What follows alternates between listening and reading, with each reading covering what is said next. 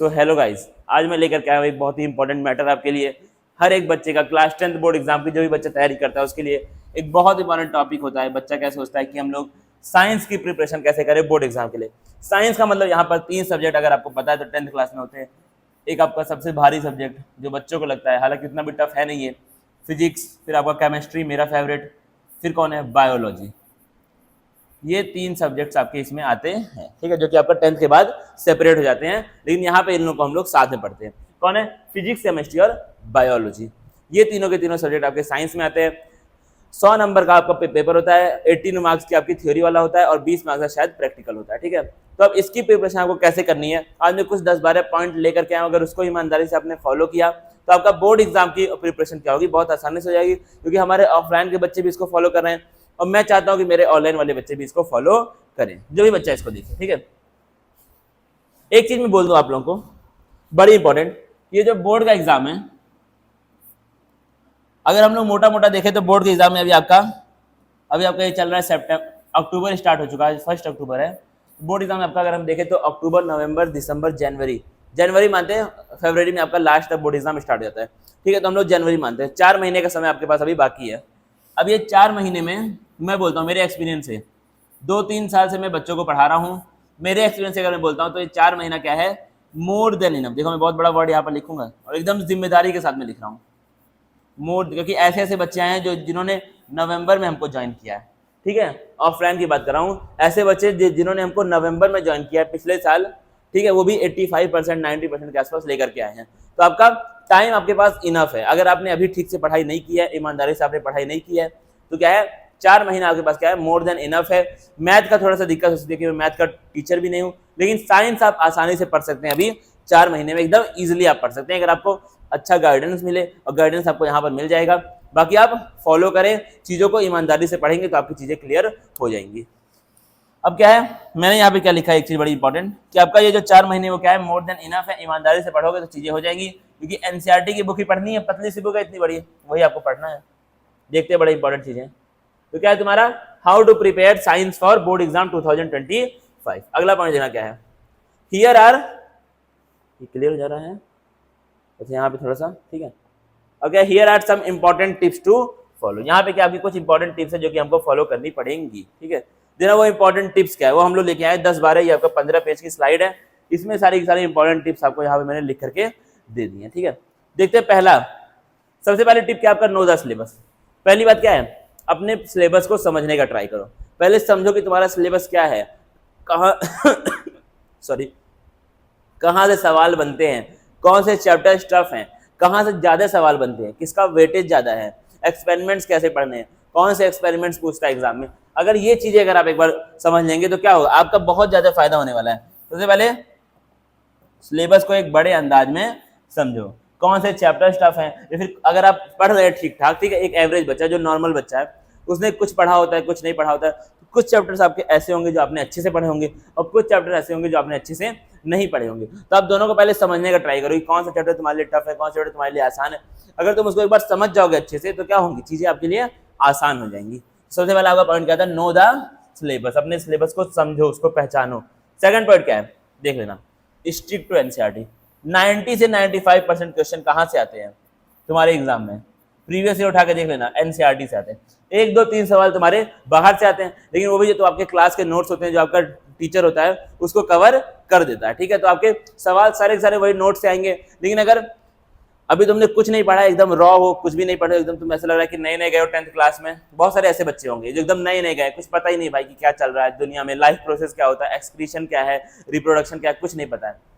NCERT पढ़ो, 90 से 95% सवाल तुम्हारे एनसीईआरटी से ही आने। 1-2 सवाल जो बाहर से भी आएंगे वो भी कहीं ना कहीं एनसीईआरटी से ही रिलेटेड होंगे, क्योंकि सीबीएसई आपका बोर्ड होगा या फिर स्टेट बोर्ड होगा, तो आपके सवाल एनसीईआरटी से ही वो लोग बनाते हैं ज्यादातर, ठीक है। क्योंकि एनसीईआरटी एक ऐसी बुक है जो हमारा ऑल इंडिया में फॉलो होती है, ठीक है। ज्यादातर बोर्ड्स एनसीईआरटी को अब आजकल फॉलो करते हैं, ठीक है। तो क्या है, तुम एनसीईआरटी पे स्टिक रहो, ठीक है। और जो बच्चा थोड़ा सा अभी पढ़ लिया अच्छे से, वो आपका अपना बहुत अगर तुम जाओगे तो अपने टीचर के नोट्स, जो भी अगर अच्छा एक आपका टीचर होगा स्कूल का, कोचिंग का, ट्यूशन का, तो उसके नोट्स क्या है आपके लिए सफिशिएंट है।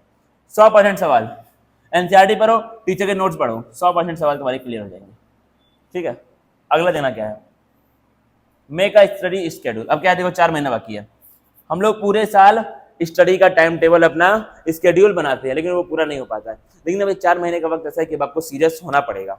समझ रहे हो बात को? अब आपको सीरियस होना ही पड़ेगा। स्केड्यूल बनाते हैं, फिर नहीं पूरा होता है, फिर बनाते हैं, फिर नहीं पूरा होता है, 4 दिन पढ़ते हैं, 5वें दिन कुछ ना कुछ हो जाता है, वेस्ट हो जाता है टाइम। अब उसको आपको फिक्स करना ही पड़ेगा। अब क्या है, एकदम इमरजेंसी वाली हालत हो चुकी है। अब अगर तुमने उसको नहीं फिक्स किया तो अब क्या होगा, तुम्हारे लिए बहुत ज्यादा आफत आ जाएगी।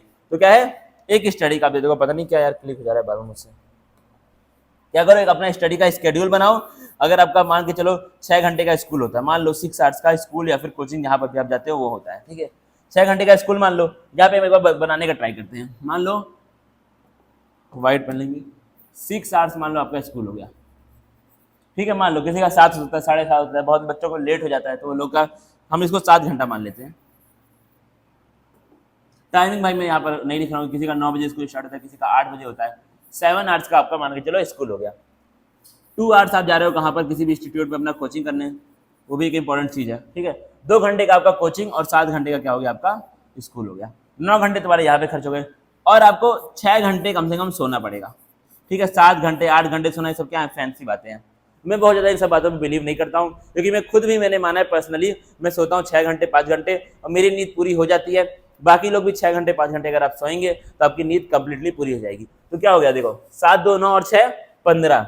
इस 15 के बाद तुम मान लो 2 घंटा खाना पीना,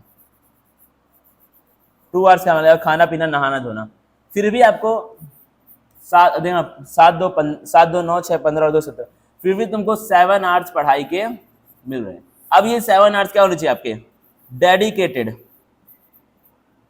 डेडिकेटेड, ठीक है। एकदम तुमको रिगरस पढ़ाई यहाँ पे, डेडिकेटेड यहाँ पे तुमको स्टडी करनी पड़ेगी। क्योंकि ये देखो अब ये स्कूल में भी क्या था, 7 घंटे, ये भी तुम्हारे पढ़ाई के हैं, 7 में से कम 5 घंटा तो तुम पढ़ते ही हो, और ये 2 घंटा ट्यूशन कोचिंग इंस्टीट्यूट, ये 2 घंटा भी क्या है, तुम्हारा पढ़ाई का है, ठीक है। तो ये 7 प्लस यहाँ से 3 4 मान लो, तो आपका 12 13 घंटे आपको पढ़ाई प्रॉपर करनी पड़ेगी। और अगर तुम कोचिंग जा रहे हो, स्कूल जा रहे हो, तो अपने डाउट्स मत छोड़ना। टीचर से डाउट आपको भर भर के पूछने हैं। अगर टीचर से डाउट नहीं पूछोगे तो तुम्हारा वही डाउट एग्जाम में सवाल के रूप में तुमको दिख जाएगा, वहां पे क्या हो जाएगा, नुकसान हो जाएगा। इससे अच्छा टीचर से आप हमेशा डाउट को पूछते ही रहे, हमेशा पूछे डाउट, टीचर को परेशान कर दो। अब देखना अगला क्या, अंडरस्टैंड कॉन्सेप्ट्स। अभी आपका पढ़ाई का पार्ट आ गया, कॉन्सेप्ट्स को समझने का ट्राई करो। एक एक कॉन्सेप्ट्स को एकदम ध्यान से समझो। कभी भी ऐसा ना हो किसी भी कॉन्सेप्ट को, अगर तुमको टफ लगे कोई कॉन्सेप्ट, एक बार में ना आए समझ, दूसरे बार पूछो, तीसरी बार पूछो, चौथे बार पूछो। तुम्हारे पास यूट्यूब है, यूट्यूब पे देख लो कुछ नया समझ में, ठीक है। अगर आपको नया समझ में तो आप यूट्यूब पे अपना उस चीज को देख सकते हैं, शॉर्ट वीडियो आपको वहां पर बहुत सारे मिल जाएंगे टीचर्स के। हमारा भी आपका चैनल पे आपको बहुत सारे न्यूमरस वीडियोस, आपको केवाईटी क्लासेस के यूट्यूब चैनल पे आपको बहुत सारे वीडियोस मिल जाएंगे, मैथ फिजिक्स केमिस्ट्री बायो जो भी, ठीक है।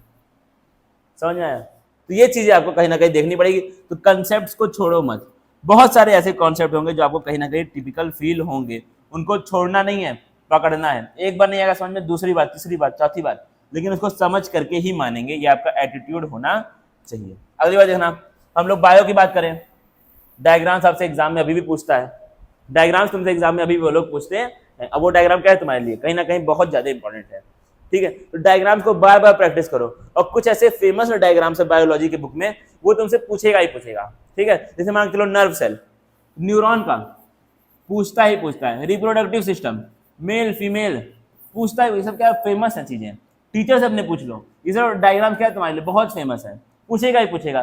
केमिस्ट्री में experiments, chapter 1 chemical reaction, experiments पूछता ही पूछता है। तो ये सब क्या है आपके फेमस है चीजें, ये सब वो पूछेगा ही पूछेगा भाई। ये मतलब एक तरह से ये ट्रेंड है कि आपका वो चीज पूछनी है आपसे। तो ये सब चीजें क्या है, इनको समझो। डायग्राम को 10 बार 20 बार 30 बार उसको इतना प्रैक्टिस कर लो कि एग्जाम में तुम्हारा ऐसे हाथ अपने आप चलता रहे, ठीक है। समझ रहे हो बात को, अपने आप तुम्हारा हाथ चलता रहे। अब देखो क्या फॉर्मूलाज, फिजिक्स के फॉर्मूला फिजिक्स क्या होते हैं, फिजिक्स की जान क्या है, फॉर्मूला है।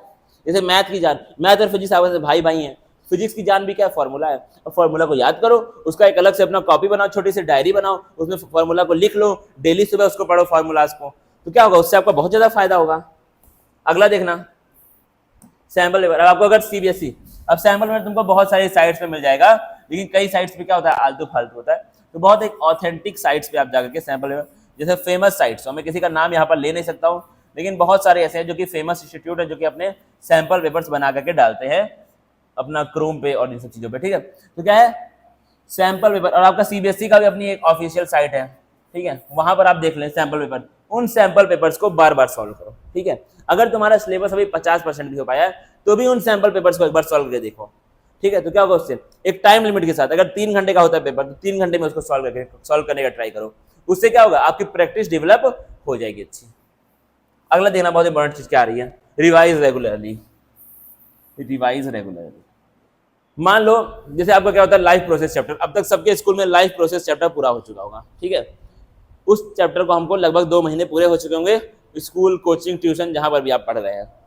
अब वो चैप्टर अगर आप एग्जाम के 1 महीने पहले पढ़ेंगे तो आपके लिए वो चैप्टर क्या होगा, नया होगा, तुमको फिर से उस चैप्टर को कंप्लीटली फिर से पढ़ना पड़ेगा। लेकिन अगर वो चैप्टर अभी तुम्हारे स्कूल में 15 दिन पहले पूरा हुआ है, अगर तुम उसको 15 दिन बाद रिवाइज कर लोगे तो क्या होगा, फिर अगर तुम उसको पढ़ोगे तो वो चैप्टर क्या होगा तुम्हारे लिए जाना पहचाना।